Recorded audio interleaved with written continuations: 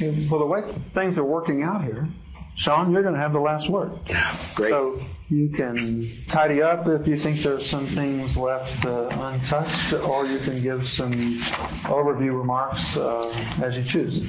Okay. So I did have a few notes that I jotted down based on the conversation that we had.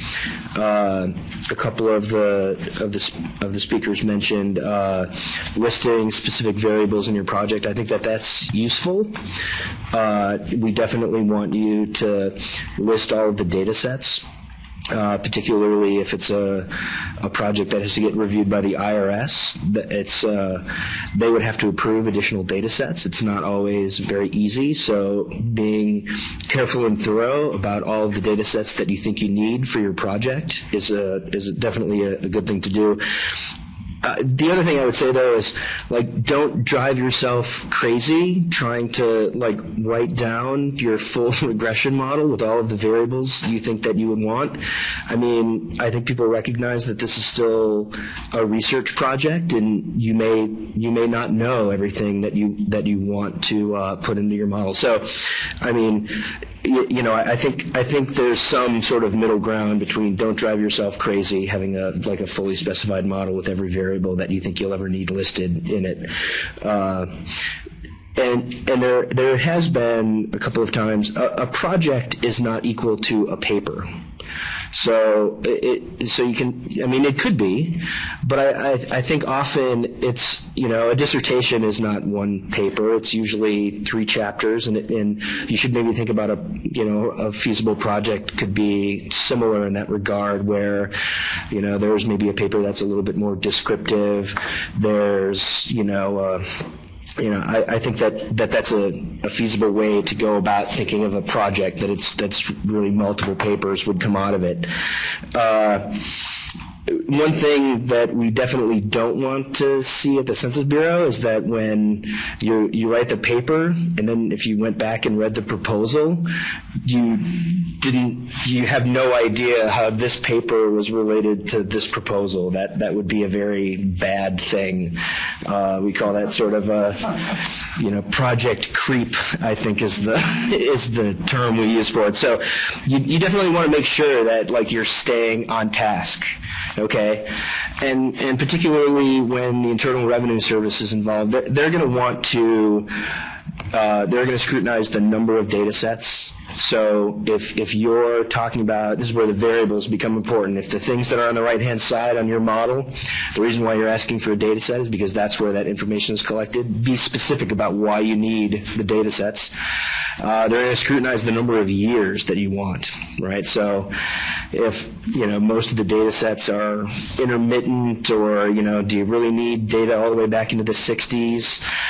Because there's only one that goes back that far. I mean, they're going to scrutinize that. And they're also going to scrutinize probably the number of researchers on a project. I don't think that they would bat an eye at, 4, 5, or 6 researchers on a 3-year project. I think when that number gets to be 10 or 20 or 30, they're going to start, raising eyebrows when they eventually see it. And we report these numbers out to them every year during a safeguard report to the IRS. So just be aware of that.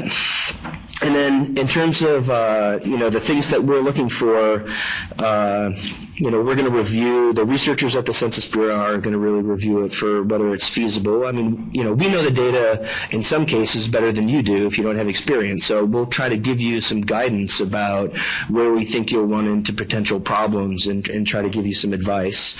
The same thing with benefits. There's information that we may know because it's brand new that might actually be a way that your project could benefit us. Okay, so sometimes I think we try to pair projects with benefits that might not be known at the time when you were writing it, or by the RDC administrator.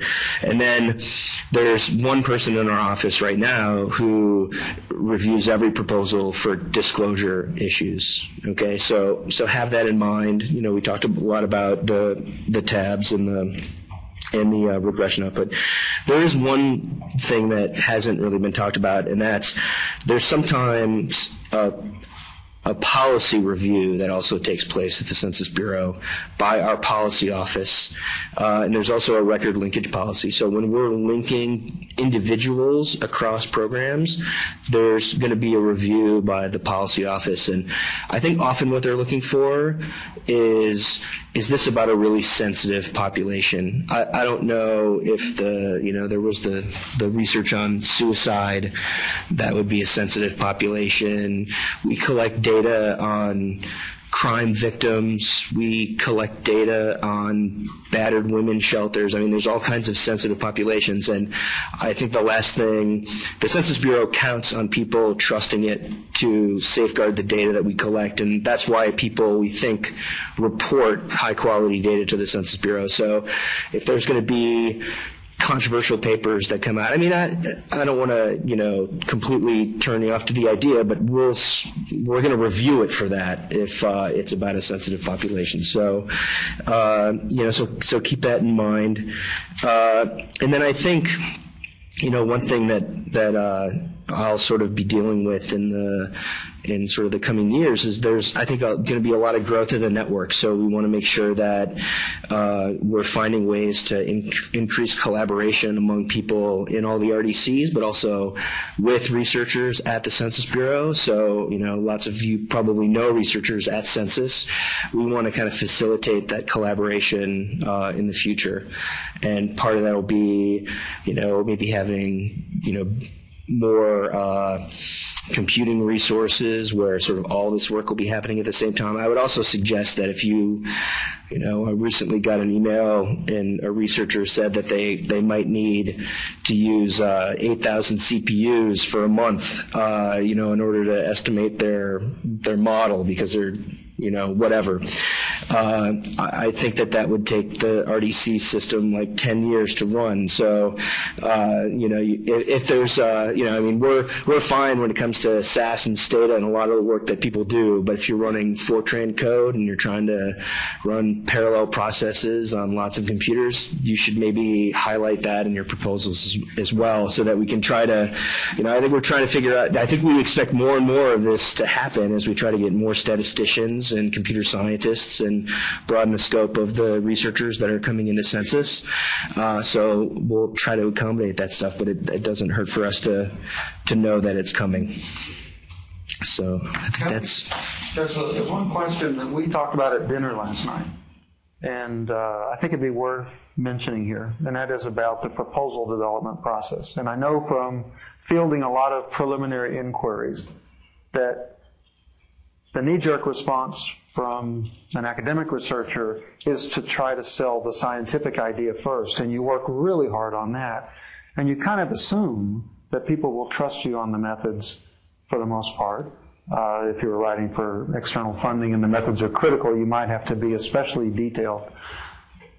But the way I'm understanding this proposal process, the Census Bureau says, well, if you're a credible academic with a clear track record, your idea is not going to be, it doesn't have to be established in the same way.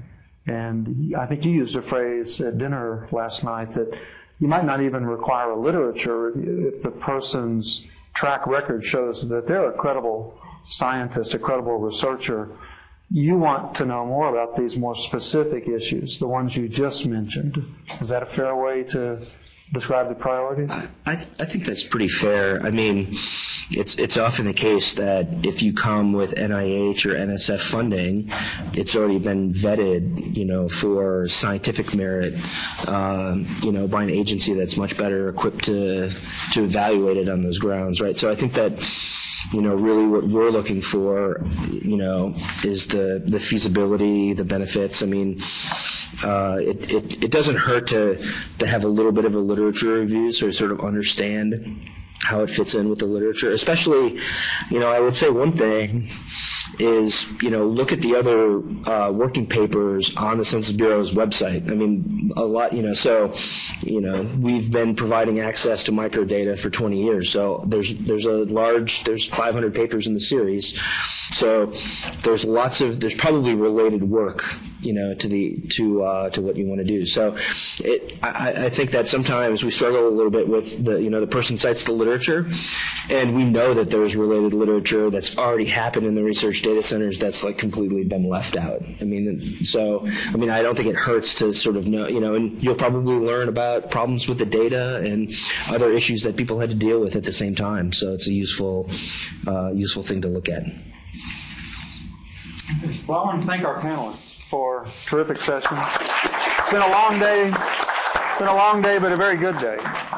Just to wrap up, we have some light refreshments. We're calling it a reception, but if you want to hang around and talk, we just non-alcoholic, totally state legal refreshments next door. Please enjoy, and thank you all for coming.